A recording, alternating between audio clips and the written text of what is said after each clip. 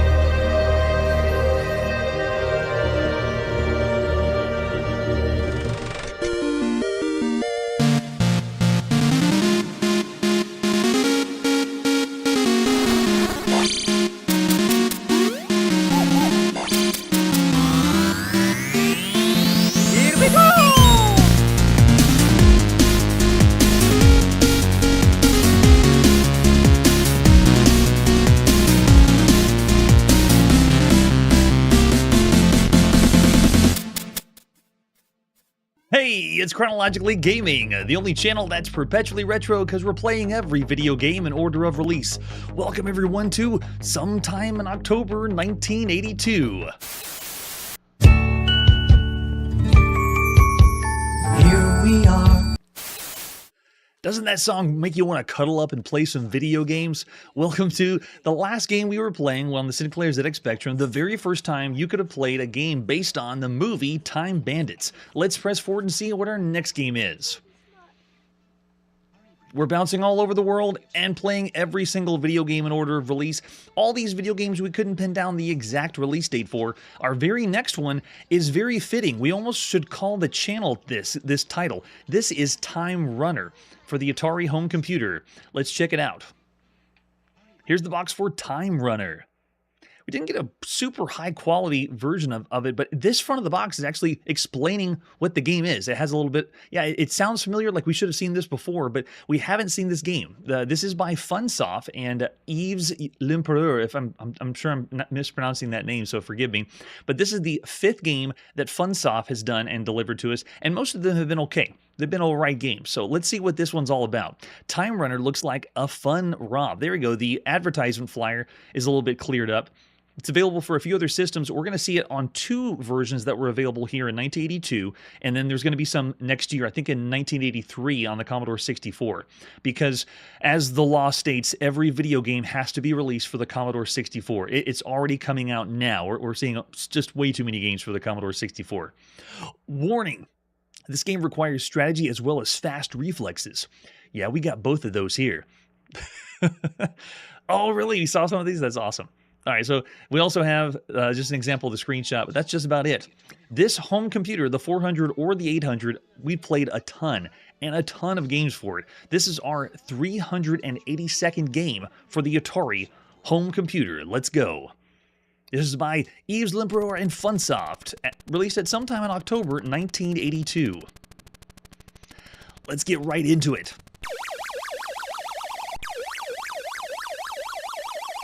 Nice. That was almost borderline shocking, like Atari releases, but then it was also a little bit goofy, like we're going to the circus. All right, I'm going to try a few of the options. Do we have an option button? No. Do we have a select button? No. There is no options. It's just go. Push start, and we're in.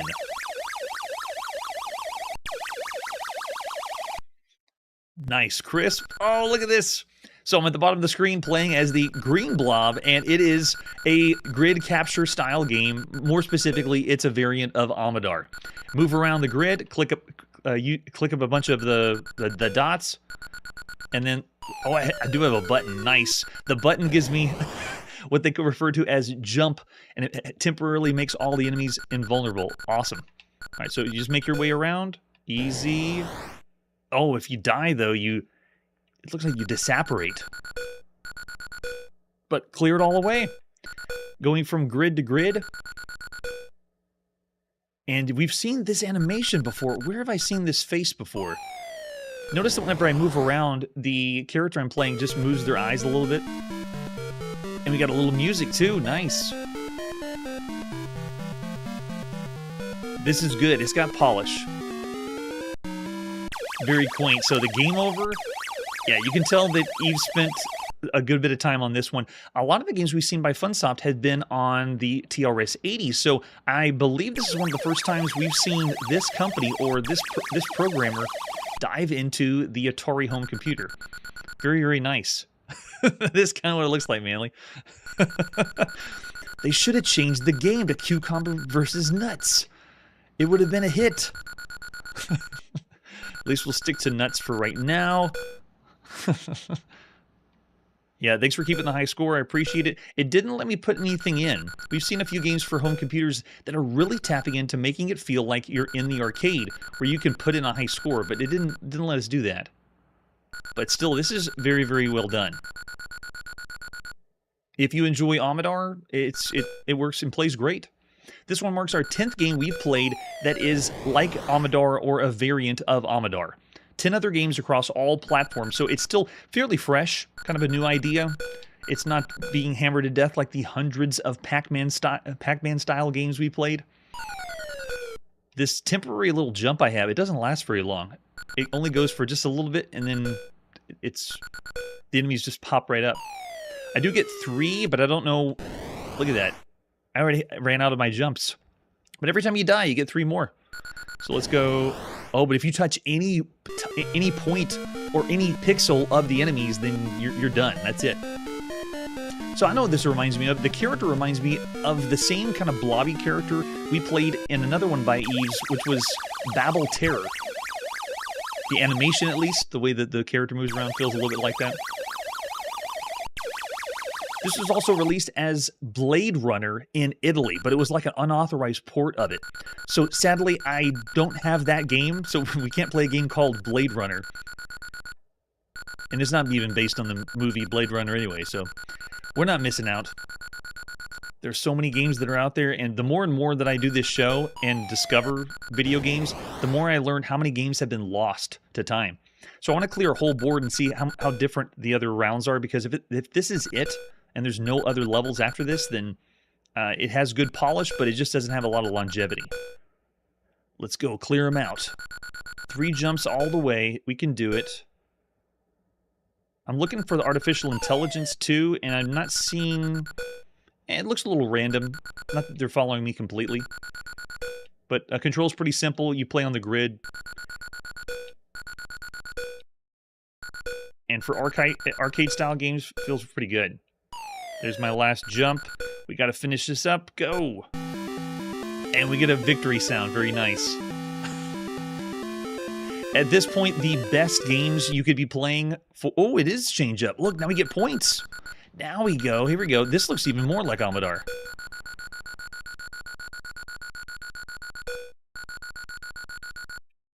With these kind of games now, I want to see how far we can go, how much we can see if there's other levels after this. Yeah, right? This is very similar to the second level of Amadar.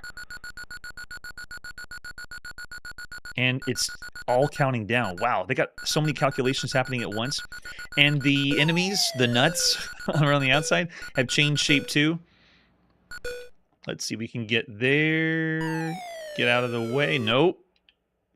Yikes. That was a close one. Yeah, all the point values go down, and then you lose points if you're not fast enough. But after 3 lives, it's game over. That's it. And you go to the next one. I love it. Pickle Amadar. Amadar? Whatever your flavor of pickle. So Time Runner, the front of the box has a person on the front running around. I'm definitely not a person. I am a green blob. A pickle or a booger. Just making my way around town. Yeah, very well done clone. I really wasn't impressed with Amadar when we saw it in the arcade. So this is very, very good home port. Oh, did I just speed up? Oh, I see. Some of the ways you move, how fast you move, is dependent upon what the enemies are doing. So whenever I jump and all the enemies fall like that or stop moving, I actually speed up just a little bit. We've seen kind of things like that before. Awesome. Well, I want to keep playing and see more levels, so lasting appeal works pretty well. In a year when arcade ports and action-packed games are dominating the scene, Time Runner is a refreshing addition to the Atari 800 library. It's fast-paced gameplay, has a couple polished graphics and sound, making a must-play for fans of Amadar and grid capture games. It doesn't really revolutionize gaming, but it offers a solid, enjoyable experience, and it's sure to keep players coming back for more.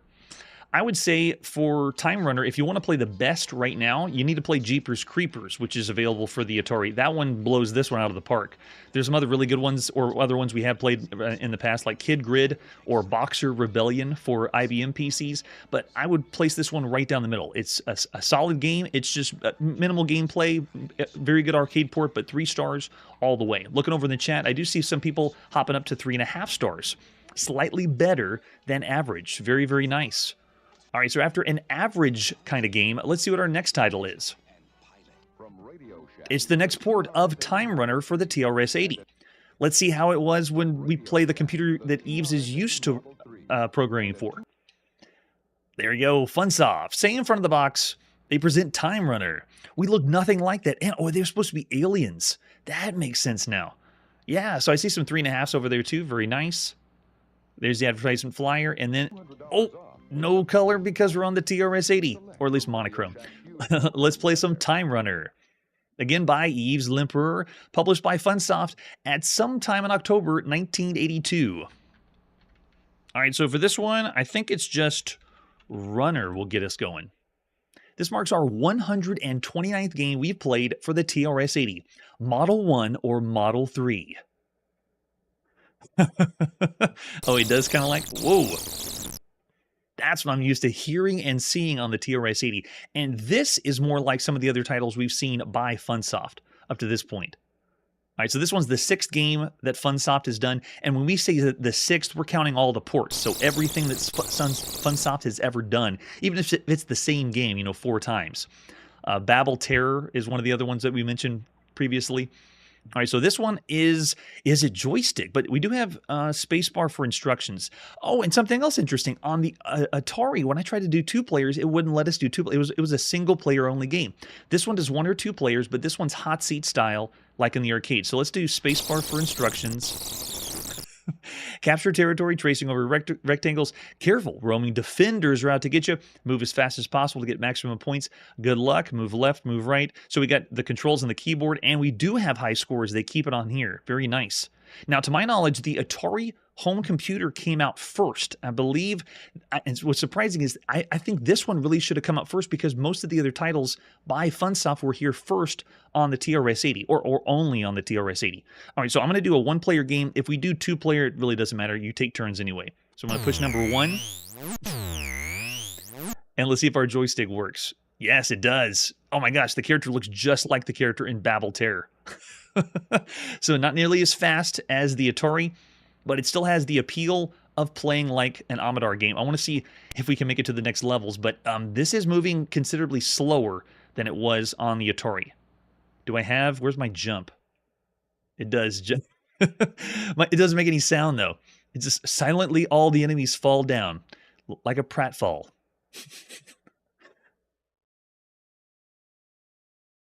There we go. Oh, really? I'm sorry about that, chiptune. We must blame the Twitchers. Going there.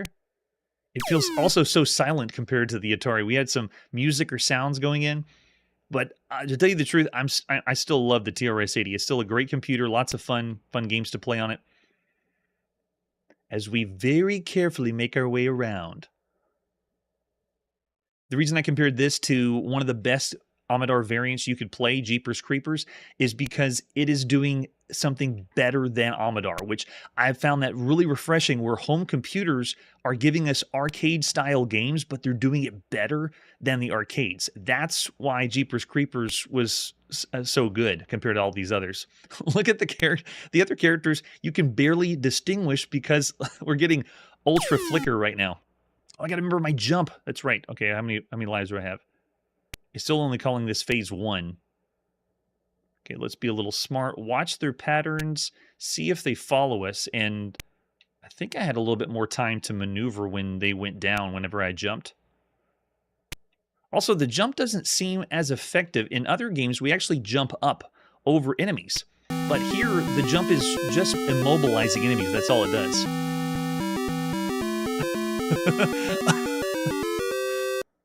Oh, it did have sound, though. TRS-80 playing that is really, really nice. And it does do the second level, similar to Amador or the other Time Runner. Awesome. So here you go, the 11th game that plays very similar to Amador. Wow, that's coming from the TRS-80? How did they do that? Okay, someone in the chat needs to explain that one, because I believe that's some of the best music we've ever heard on the TRS-80. Really, that sounded like it was another computer playing the music while I was doing the gameplay. It didn't sound right. All right, so here we go. Let's put in our high score. You couldn't put the high score in on the Atari. Yes, it is capable, but a lot of times it's going to be using a lot of processing power to get that music out there. Yeah, that's true. I could have run this on the Model 3 if I wanted to. I still enjoy the Model 1 though. It's really fun. All right, so we have seen at least 2 levels. We know there's others that could be played out there, but still a very fun time. I'd still say of all the games you could play, this is still fairly average for all the titles that you could play at this point. And of course, I would give the nod to the Atari version, a little bit faster, but this one's still playing with the joystick, which is really nice. So cool. And we're going to see next year on the Commodore 64, this version, everything will be released on Commodore 64. By 1983, by law, all video games have to have a port on the Commodore 64. We're going to see so many Commodore 64 games. Oh, man. Yeah, so I can see this one will be rated just slightly lower. Just the slower gameplay. But honestly, I'm going to say because the sound, I'm going to give it the same. I'm gonna rate this the same and still just give it the nudge for the Atari. 3 stars for Time Runner on the TRS-80. It's still great. The music was just very scary how good it was. For the TRS-80, I'm amazed. Yes, right? Yeah, quality in different places too. And you can tell that they really wanted to polish this and make it a good one. So there you go. That's Time Runner. For the first 2 computers, you can get ports for it. Let's press forward to see what our next game is. Ah, yes. Our next release takes us across the pond to play on our Sinclair ZX81. This is the Tomb of Dracula, and the reason why the Count is here himself is because this is the very first video game with the word Dracula in the title.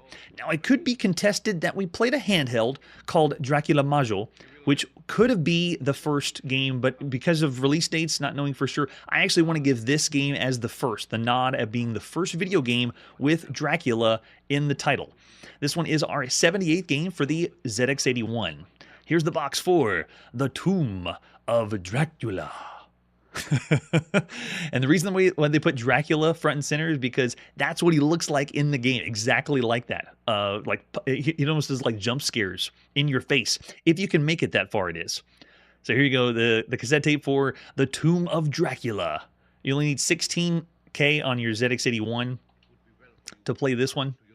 We still haven't seen anything push RAM for home computers yet. There's been nothing over 64K of RAM so far, at least at this point in October 1982. So it had an original box. This one, I believe, is a later release, but the first box looked like this one, a little bit smaller. It's calling it 3D Horror Adventure Game. Enter Dracula's tomb, 30 minutes to sunset. Wander through the tomb, pre-mapped 300 vaults. That's right. Yeah, and when they blow things up that big, it reminds me of 3D Monster Maze. They're calling this the horror video game because it's October. So we have a few instructions here, but I actually have instructions with a little higher quality that we can read too. I love it. You think it's going to be text only, but it is not all text. So here you go. Here's the Tomb of Dracula. You enter level 1 of Dracula's tomb, 30 minutes to sunset, armed with 7 valuable silver stakes. There are 300 vaults in level 1 of the tomb. Most of them are empty, but some contain more silver stakes to add to your wealth. There's some vaults that contain ghouls or zombies. You have to use some of your silver stakes to kill one of these when you meet them. Other vaults contain pits of primeval slime. You will need stakes to dig yourself out of one of these. There are also mystery vaults. These can hold a store of silver stakes, or they may contain something nasty. You won't know till you're inside. So this breaks down the game on how the game is played. After 30 minutes or 30 moves, the sun will set and Dracula will be awake, and then he'll start positioning himself in a vault next to the one you're currently occupying. If you move into that vault, you'll have to use stakes to kill him. So if you don't have any stakes, you're out of luck. You're going to die. Each time you kill him, he'll rise again. By your next move, you'll have position to the next. So he's going to continue to move in different places after that, or following you around in the maze. So it explains how to play and how to move around. It explains what the map means. Our position is represented by an asterisk. An empty vault is a slash, and you can see what the stakes represent. Z's for zombies, G for ghouls, and so forth. And I'm not going to read this manual in its entirety, but it does have a little bit of complexity, and it reminds me of some other adventure-style games we've played that have like a sprinkling of role-playing elements or adventure elements there, but not quite an adventure or role-playing game. It also explains that we can save a game in progress. So as we go through the vault, I think you have to wait. After you've made 40 moves, then you can save the game to tape. And it gives us some playing tips right here. And you're going to need them. It's a very, very difficult game. If you don't find the vampire's treasure in the first few games, don't despair. It has been done, but it's not easy. Okay, does everyone get that one? Yes, the vault does have lore. Let's pop in and play The Tomb of Dracula. This is by Movie Drome Video. And also later by Felix Software at sometime in October 1982. This is going to be released later on the Sinclair ZX Spectrum. I believe we'll see it sometime in 1983. Since this is the first game that has been titled Dracula, I want... Oh gosh, there he is! He flashes on the screen when we first boot it up. You're at the entrance of the south wall of Dracula's tomb. It's 30 minutes to sunset. To see the plan, press 1. Now, when I press 1, this game has lots of loading, and I'm going to do a little bit of fast forwarding, but the loading is one of the things that drags this game down. It would be a really cool experience if it went a little faster. So what you're seeing is the real-time wait just to get to the map, to see what the map looks like. We're still waiting. Yes. That's right, Manly. If you save it to tape and the tape stops working, you lose everything. All right, so study carefully. Everyone memorize. Quick, make some notes on paper. All the pluses are the stakes. G's are ghouls. Let's go make our way to the stakes. So if we go north all the way, we can get to that one. Okay, I think I got it. Yes. Oh, it might if we added even more RAM to this one. This one already is more beefy than you would have had in 1982. So if this one's already going slow, then it was pretty slow affair.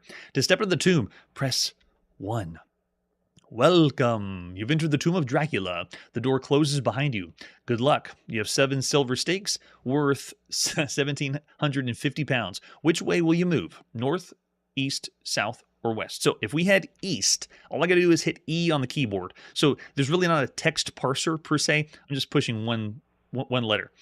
So we're at level 1 of the tomb. You have 7 silver stakes, and I believe there's 3 levels total if you want to make it through the whole thing. Which direction will you move? Okay, so it's keeping track of the silver stakes, and it's basing them on price. So it's like the silver stakes are worth money, and if you have enough at the end, then you'll have more money. Essentially, it's like points. Okay, so which direction do we want to go? Let's go north. It's an empty vault, and I expected that. All right, so let's go again, north. So we're slowly making our way through that top-down maze that we saw, but it is going to give us flashes of a 3D maze. It's almost like this is a pseudo-adventure 3D maze hybrid, because it doesn't feel as fluid as some of the other 3D maze games we played. Okay, so we're still level 1. Let's head north. In. I got to really push down hard. You can see we're moving north, going vault at a time, and we saw it was plenty empty vaults, but I want to get to some of the silver stakes. All right, go north. I want to have a lot of those because when Dracula shows up, we need to make sure we have it. Yes, it's so easy to screenshot now, Curtis. 25 minutes to sunset. So that means we made 5 steps. Okay, keep going north. I call it 3D maze, but it's not really maze. It's not really a really difficult maze. Okay, go north. Keep going. Empty vaults all the way. Do you want to see your position on the plan? And it will cost us 5 of our 36 silver stakes. So we can use, we have 36 stakes. I don't know why we have 36, but you can use 5 and you can see the top-down position. I know where the stakes are, so I'm going to keep going. I'm going to say no. No. So I essentially just have to push 1 key on the keyboard. Let's keep moving north. I want to try to get as many stakes as possible to be ready when Dracula shows up. We have 36 silver stakes still, worth 9,000 pounds. Keep going north. I'm moving my way to the center of the map of level 1. Oh, there it is, the mystery vault. What will happen? It's a store of silver stakes, just like we saw on the map, and we found 37. Oh my goodness, we have 73 stakes. That's so many. I can't believe how many Draculas are here. There's only 1 Count Dracula, right? All right, now I don't know which direction. I forget what is next. Let's head east and see what happens. All right, so here you go. We're turning in the east door. You can see there. It's an empty vault. Let's keep going east. All right, 20 minutes till sunset. It's getting creepy. This one is a slower affair, but this style of game kind of reminds me of 3D Monster Maze that we played on the ZX81 earlier this year. That one was faster paced, action oriented. This one gives me vibes of playing Hunt the Wumpus, or kind of like Hunt the Wumpus. Do you want to see your position on the plan? Yes. It'll cost 10 silver stakes. I don't know if we should. Manly's already saying 4 for this. Awesome. All right, so we're paying the money. I don't know who we're paying to, but we're giving the silver stakes so we can see the map. I know that we went just straight up north and then east, but I don't know where the ghouls are because you'd have to fight them. And by fighting, it's just a random chance to see if you survive or not. All right, here, I'm still, it's the map. Maybe it's something with the map that takes so long to load. There it is. Okay, our asterisk is there. We can go north twice for the silver stakes, and then we have mystery vaults that we could check out too. Okay, so we last moved east. Yeah, I can see now. We'll go north twice, get some more stakes, and hopefully Dracula doesn't show up yet. All right. And then I don't know, haven't have a plan after that. I also need to refer to the manual to see what the equals stand for. Okay, so here we go. Which direction do you want to move? Let's go north. We have so many silver stakes still. Okay, facing east, moving north. Empty vault. Yep, and move north again. So get 63 silver stakes for 63 vampires. Yes, we found 8 silver stakes. And if you're thinking of this as random elements, yes. Every time you play this game, it's going to be a random experience where things are in the vaults. And notice when it said stakes, we got 6 that time. So it's random with those two. All right, so let's move north again. Moving north. Empty vault. All right, so how much time do we have? I think we were almost running out of steps. All right, let's go north again. Still moving our way around. We got a staircase. This means we're going, it leads down. Oh, we're going down to level 2. As we go down, we collect 14 stakes. So I didn't know we are going to do a staircase. This means we're going to level 2. It's now getting harder. The level 1 was kind of like a introductory sequence of what the game's like. Level 2 starts adding enemies. There, another 15 minutes.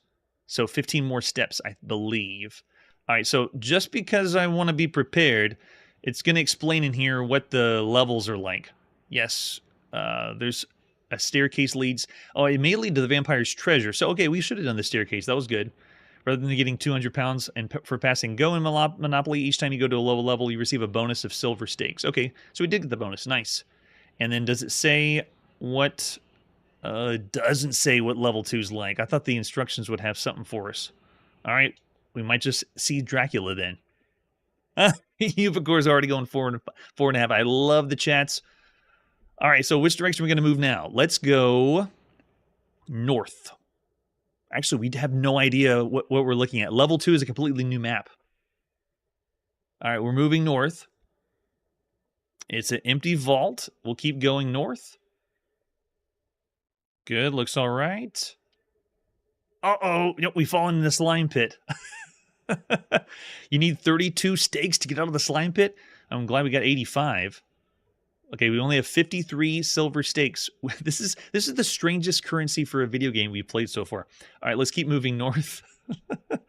You can't go north. The tomb's outer wall is there. Okay, so west. So that means we reach the very top of level 2. Uh-oh. We've fallen in... Uh-oh, how many does it take to get out of the slime pit?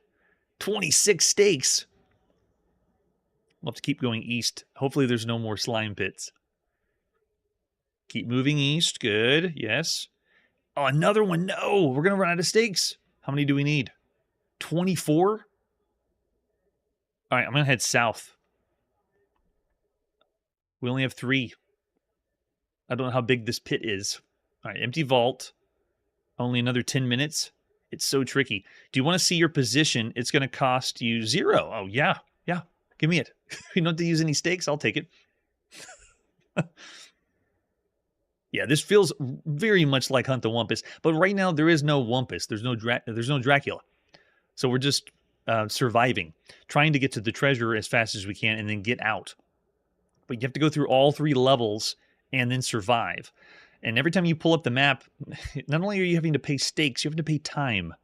All right, where are we? Oh, there it is, the 2 slime pits. Okay, I see it. So we could go west to see what's in the mystery vault. We got a ghoul to the east. I'm going to go south and then west after that. And then we got a few zombies to watch out for. Okay, I think I got it.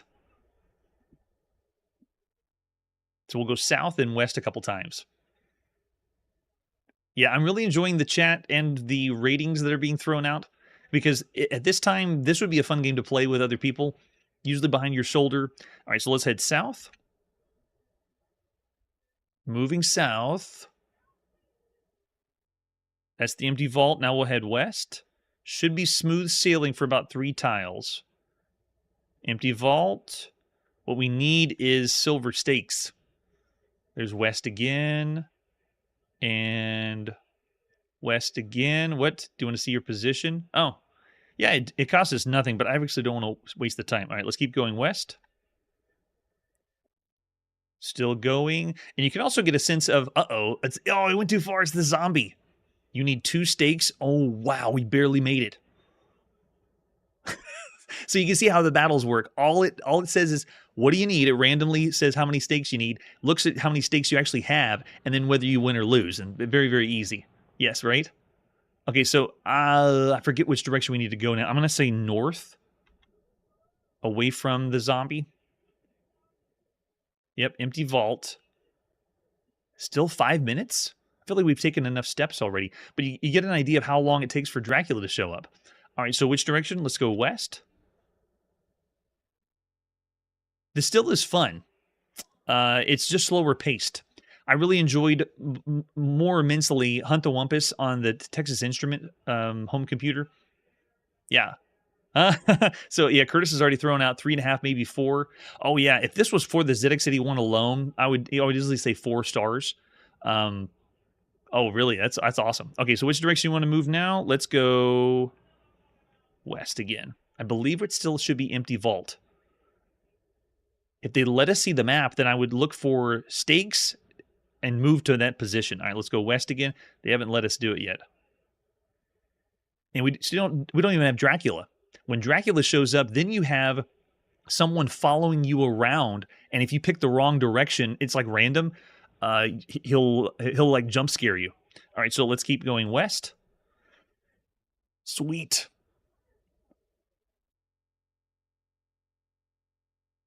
All right, 1 silver stake. Which direction? I also like the originality. It's mixing a few things and elements for adventure games. And, oh, the mystery vault. Yes. It is. It's a store of silver stakes, but we only rolled 2. Uh-oh. The sun is set. Dracula is awake. Beware. So now we only have 3 silver stakes. We'll keep going west. I believe after the mystery vault was an empty vault. Yes. Gonna have a really good memory here in October 1982, unless you really rapidly wrote everything down. Uh-oh, we fall in the slime pit. We need 22 stakes to get out, and I believe that would be you are dead. We got to level 2. We survived 31 vaults. Okay, yeah, so after 30 vaults is when Dracula's awake. Yes.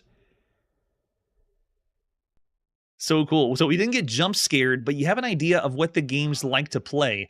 I really did enjoy Hunt the Wumpus, the graphical version of it, and this one has very similar elements to that game. However, we're not really hunting Dracula. He's more of an enemy. I love this concept, this premise, the way it works and plays, just a little bit slower paced. It would get a higher rating if everything went a little faster, because bear in mind, we are going a little quicker than what it would be like in 1982.